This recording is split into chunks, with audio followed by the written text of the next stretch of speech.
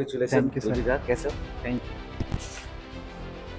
बहुत बहुत अच्छा लग रहा है। हाँ थैंक सर, मुझे भी अच्छा लग रहा है, काफ़ी हेल्प मिली और आप लोगों का मोटिवेशन आज के इंशाल्लाह कामयाबी की तरफ।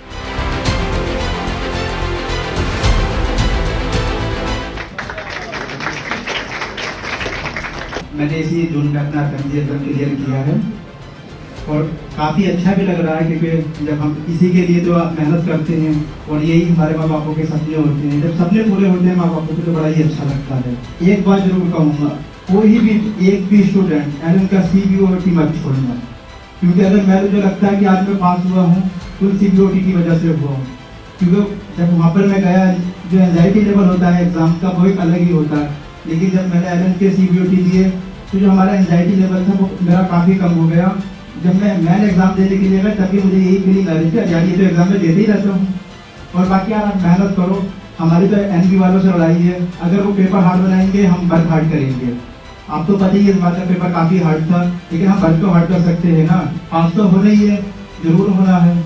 कुछ हो सकता है स्टूडेंट यहाँ पे जो एक बार दो बार दे चुके हैं, बस उनसे यही बात कहूँगा कि प्लीज़ आप डबल मेहनत के साथ लगे रहें। हो सकता है आपका इस बार किस्मत ने साथ नहीं दिया, लेकिन जब आप मेहनत करोगे तो एक दिन किस्मत को भी तो आपके आगे झुकना पड़ेगा। Hi friends, myself Dr. Sonu Pawar, your microbiology faculty at Allen Next. With me today is Dr. Ali, who recently passed the FMG exam with flying colors. और उन्हीं से सुनते हैं उनकी जर्नी के बारे में और कैसे कैसे उन्होंने इस अचीवमेंट को अचीव किया। Hi friend, myself doctor Ali Zulfiqar. मैंने इसी साल अपना जून में FMG क्लियर किया है। सर काफ़ी अच्छा लग रहा है FMG क्लियर करने के बाद और अच्छी फीलिंग आ रही है आज आपके साथ यहाँ इस मुकाम पर बैठा हूँ। सबसे पहले तो मैं आपको पूरे एलन को थैंक्स बोलना चाहूँगा कि उन्होंने मेरी इस प्रिपरेशन की जर्नी में मेरा काफ़ी साथ दिया। ओके, अब मुझे ये बताइए कि आपने प्रिपरेशन कब से स्टार्ट करी थी? सर अगर मैं जब यहाँ से गया तो फर्स्ट और सेकंड ईयर तो मैंने मोस्टली जो था यूनिवर्सिटी के टॉपिक रहते थे उन्हीं पे फोकस किया था। लेकिन थर्ड और फोर्थ आने के बाद लगा कि नहीं भाई FMG के लिए भी सीरियस होना है और इसके लिए पढ़ना है, तो मैंने थर्ड और फोर्थ ईयर से अपना प्रिपरेशन स्टार्ट कर दिया था। और जैसे ही लगभग मेरा फाइनल ईयर आया तो मैंने जो अपने स्टडी की टाइमिंग थी उसको इंक्रीज़ किया। और जब मैं यहाँ पर आया उसके बाद मैंने गौतम नगर आया, उसके बाद काफ़ी और इंक्रीज़ किया। लगभग 10 से मेरा 12 घंटे का डेली का रूटीन था और ये करना भी चाहिए सभी को। ओके ओके, अब मुझे ये चीज़ बताइए कि अगर एक सिंगल मंत्रा देना हो सक्सेस का तो वो क्या है आपके हिसाब से? सर मेरे हिसाब से तो यही है कि आपको सबसे पहले तो कोई स्मार्ट स्टडी करनी है, हार्ड वर्क तो करनी है लेकिन उसके साथ स्मार्ट स्टडी वर्क करना है। स्मार्ट वर्क जैसे कि आपको अगर कोई एक टॉपिक है तो आपको 10 टीचर से नहीं पढ़ना है, एक टीचर से ही पढ़ना है, 10 बार उसको पढ़ना है, 10 बार पढ़ना है जी। तो स्टूडेंट्स ये देखिए, मैं पहले भी बताता हूँ ये चीज़ कि मतलब एक पर्टिकुलर चीज़, एक पर्टिकुलर सब्जेक्ट आपको एक टीचर से पढ़ना है और उसी को 10 बार पढ़ना है। लोग गलती क्या कर जाते हैं कि 10-10 अलग अलग लोगों से पढ़ लिया, अलग अलग लोगों से, और रिवीजन वो हो नहीं पाता, और रिवीजन जब नहीं हो पाता तो फिर रिजल्ट जीरो ही रहेगा फॉर जी श्योर। सर। क्योंकि सर मेरे जैसे जो मेरी फीलिंग है कि FMG के लिए ज़्यादा कंटेंट पढ़ने की भी ज़रूरत नहीं है। आप एक कंसाइज कंटेंट पढ़ो लेकिन उसको बार बार पढ़ो और आपको रेगुलर बेस पे टेस्ट देने हैं, क्वेश्चन करने हैं। और एक बात और कहना चाहूँगा, जो भी कम से कम मंथली मिनिमम 2 आपको ग्रांड टेस्ट जरूर देने हैं, क्योंकि उससे आपको ये बेनिफिट रहेगा, एक तो आपका टाइम मैनेजमेंट हो जाएगा और हम कहाँ गलती कर रहे हैं, ये आपको कौन सा हमारे सब्जेक्ट वीक हैं आपको ये पता लगेगा, और जो आपके टाइम मैनेजमेंट है वो तो आपका बेस्ट हो ही जाएगा। अच्छा, आप CBOT की बहुत ज़्यादा तारीफ़ कर रहे थे, जो कंप्यूटर बेस्ड ऑनलाइन टेस्ट है मतलब एलन का, उसके बारे में कुछ बताएं। सर अगर मैं सच कहूँ तो CBOT का तो जो मेरे हिसाब से रहा बहुत बड़ा रोल रहा है, क्योंकि एक तो सबसे पहले क्या होता है, ये इतना बड़ा एग्ज़ाम है तो एंजाइटी लेवल बहुत ज़्यादा होता है। राइट। लेकिन जब मैं CBOT के लिए गया, जो मेरा 2 मैंने CBOT एलन के ज्वाइन किए थे, और जो जिनका बहुत बड़ा मेरी जर्नी में रोल रहा, क्योंकि जब हम क्या करते हैं कि जब हम एग्ज़ाम के लिए जाते हैं तो बहुत सारे क्वेश्चन ऐसे होते हैं जो इजी क्वेश्चन होते हैं, हम एंजाइटी को लेकर उन क्वेश्चनों को गलत कर देते हैं। लेकिन जब मैं एलन में गया तो जो दोनों टेस्ट थे वहाँ पे जितना भी एंजाइटी लेवल था वो वहाँ पे ख़त्म हो गया। अब जब मैं मेन एग्जाम देने के लिए गया तो मुझे तो यही फीलिंग आ रही थी यार, ऐसे एग्जाम तो फीलिंग आ रही है कि मैं रूटीन ही तो देने जा रहा हूं। रूटीन तो मैं तो ऐसे एग्जाम देते रहता हूँ। उससे फ़ायदा ये हुआ कि कुछ क्वेश्चन कॉमन सेंस के क्वेश्चन होते हैं, आप कितने ही पढ़ लो लेकिन वो क्वेश्चन कॉमन सेंस से ही होंगे। तो वो जो कॉमन सेंस के क्वेश्चन थे वो मेरा एंजाइटी नहीं थी एग्जाम में, तो उसका आसानी से कवर कर पाया। जो इजी क्वेश्चन थे वो तो हमेशा इजी। आप स्ट्रांगली रिकमेंड करोगे? सर मैं तो सच्ची यही कहना चाहूँगा कि कोई भी एवरी स्टूडेंट जो भी FMG के लिए प्रिपरेशन कर रहा है, आप CBOT जरूर ज्वाइन करें, जरूर दें, जरूर फॉर श्योर, है ना। चाहे आप जिस मर्जी सिटी में हैं, जिस मर्जी आप कोई सा भी प्लेटफॉर्म यूज़ कर रहे हैं पढ़ाई के लिए, लेकिन आप CBOT को जरूर ज्वाइन जरूर दें, क्योंकि अगर वो एंग्जाइटी आपने अपनी कम कर ली तो जो आपकी वो जर्नी 140 पे रह जाती है ना, वो आराम से कवर हो जाएगी, आराम से इजीली कवर हो जाएगी। अच्छा, इसके बारे में क्या कहते हैं कि लोग कहते हैं कि मेरे 150 आ जाए तो चलेगा मुझे, तो इसके बारे में क्या कहना है? सर मेरे हिसाब से तो पहली बात तो आपको 150 कि आपका टारगेट 150 होना चाहिए? नहीं सर, कम से कम मिनिमम आपको 180 190 का टारगेट होना चाहिए, जो रियल टारगेट है, जो रियल टारगेट है। क्योंकि क्या होता है सर, मैंने बहुत बार देखा कि बच्चे कहते हैं कि हमारे रिकॉल में 170 आ रहे हैं, 180 आ रहे हैं, इस बार तो बहुत हुआ है, इस बार तो बहुत हुआ है। और जब लास्ट में अपना रिजल्ट देखते हो 140 145 के समथिंग रहता है। राइट। तो आपको जो है सबसे पहले तो आपको ये आशी छोड़ना देना चाहिए, हमारा टारगेट 150 है, मिनिमम 180 टारगेट रखना चाहिए। बिल्कुल बिल्कुल। तब आप जाके मेरे हिसाब से एग्जाम के लिए प्रिपेयर हो पाएंगे। अगर 150 रहेगा तो आपका हमेशा बॉर्डर लाइन पर रुके रहोगे। तो एक तो आपने CBOT की बात करी, एक रेगुलर टेस्ट देने की बात करी, जी। और ऑनलाइन ऑफलाइन प्लेटफॉर्म पे जैसे एलन है, तो वो आप मतलब ज्वाइन कर सकते हो और अपनी इस सक्सेस जर्नी को स्टार्ट कर सकते हो।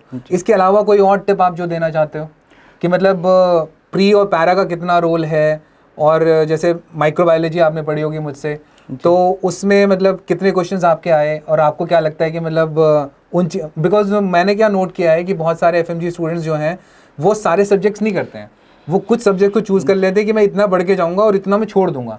तो क्या ये सही स्ट्रैटेजी है? सर ये बिल्कुल गलत स्ट्रैटेजी है मेरे हिसाब से। आपको कोई भी सब्जेक्ट नहीं छोड़ना चाहिए। अगर आपको लग रहा है कि क्या कहते हैं कि हम मेरे सब्जेक्ट पूरे नहीं हो पाएंगे, तो आप मिनिमम को आपको इतना तो करना पड़ेगा, जितने भी PYQ टॉपिक हैं वो तो करने ही पड़ेंगे। लेकिन मैं यही रिकमेंड करूंगा, क्योंकि आजकल क्वेश्चन जो आ रहे हैं सर कोरिलेट आ रहे हैं, एक सब्जेक्ट से पर्टिकुलर क्वेश्चन नहीं आ रहे हैं। और अगर मैं माइक्रो की स्पेशल बात करूँ तो इस बार 20+ क्वेश्चन थे।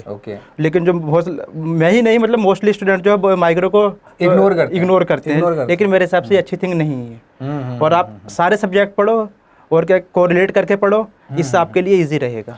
मतलब आगे की जर्नी इसी पे बेस्ड है, इसी पे सभी के मतलब अगर आप इंटीग्रेटेड फॉर्म में पढ़ोगे, सब चीज़ों को आपस में मिला के पढ़ोगे तो ज़्यादा फ्रूटफुल होगा मेरे हिसाब से। हाँ, और सर एक बात और कि जैसे आप क्वेश्चन जो क्लिनिकली पैटर्न हो गया सबका, आप कभी भी ये ना देखें कि शुरू के क्या बहुत सारे स्टूडेंट को मैंने देखा क्या गलती करते हैं, शुरू के 1-2 लाइनें पढ़ेंगे, उनको लगा आंसर आ रहा है, वो लास्ट में घुमा देते हैं। वो लास्ट में क्या है सर, लास्ट लाइन में आंसर में घुमाएंगे। जो आपको मैं ये करूँगा कि आप पूरा क्वेश्चन जरूर पढ़ें एक बार, तब जाकर 4 ऑप्शन देखें, तब जाकर आप आंसर। और वो वाली आदत कब बनेगी? जब हम रेगुलर टेस्ट देंगे।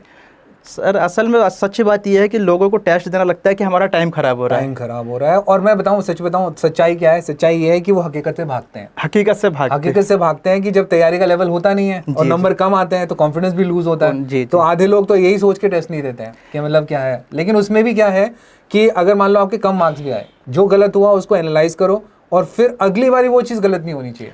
सर टेस्ट का सबसे बड़ा बेनिफिट क्या है कि कोई भी स्टूडेंट हो, मैं हो, कोई भी हो, 19 के सब्जेक्ट किसी के भी स्ट्रॉन्ग नहीं हो सकते। लेकिन टेस्ट देने के बाद एक हमें ये मिल जाता है कि हमारे कौन सा सब्जेक्ट वीक हैं, तो उन पे ज़्यादा फोकस करना है। ग्रुप स्टडी को क्या बोलते हो आप? ग्रुप स्टडी करनी चाहिए? ये टाइम वेस्ट होता है? मेरे हिसाब से मैंने तो की नहीं है, लेकिन अगर आपको कोई फ्रेंड है तो आपको जो ट्रिकें बनाई हैं आपने अपनी, वो और उनकी ट्रिकें वो डिस्कस कर सकते हैं। मतलब जो खाली समय है उसमें डिस्कस कर सकते हो। जैसा हर एक बंदे की होती है, अपनी कोई भी ट्रिक बना के क्वेश्चन बना रहे हैं, वो चीज़ें करना बेहतर है। अच्छा ये बताइए, क्लिनिकल सब्जेक्ट्स का क्या किया आपने? जैसे मेडिसिन, सर्जरी और ये, इनको कैसे टैकल करा? ये बहुत बड़े सब्जेक्ट्स हैं, मतलब कैसे सर डिवाइड करके कैसे? जैसे मेरा मेडिसिन का तो और पैथो का तो ये रहता था, जैसे मेडिसिन है तो मैं जैसे जो टॉपिक मैंने पैथो से इंटीग्रेशन, हाँ, जैसे रेस्पिरेटरी पढ़ा, पैथो से पढ़ा पहले, फिर मेडिसिन से पढ़ा, तो इससे चीज़ें जो है कोरिलेट हो रही हैं, ईजी हो रही थी मुझे उसके लिए। और आपको जो मेजर सब्जेक्ट है जैसे ओप्स गायनी और क्या कहते हैं, इसको तो आपको कोई शॉर्ट कट ही नहीं अपनाना चाहिए, क्योंकि काफ़ी अच्छा सब्जेक्ट है। और क्या कहते हैं, मोस्टली क्वेश्चन भी इस बार 40 से, हाँ मोस्टली क्वेश्चन होते हैं और हार्ड नहीं है सर। अगर आप अच्छे से पढ़ो तो क्वेश्चन ईजी होंगे। तो मतलब बेसिकली वही है कि उनको भी स्ट्रैटेजी क्या है कि डिवाइड कर लो, डिवाइड सेक्शंस में जी। क्योंकि मतलब जैसे सब कहते हैं ना कि भाई कोई बड़ा टास्क कैसे करोगे, उसको डिवाइड करके करेंगे धीरे धीरे। ऐसा नहीं कि आज ही खत्म कर दूंगा मेडिसिन भी, आज ही खत्म सर्जरी भी। इंपॉर्टेंट ये भी है, जैसे उसने बताया कि मेडिसिन पढ़नी है ना, तो उतना ही पोर्शन पैथो का भी ले लो कि वो चीज़ वहाँ से कवर हो गई, तो आपको वो चीज़ फिर से नहीं पढ़नी पड़ रही।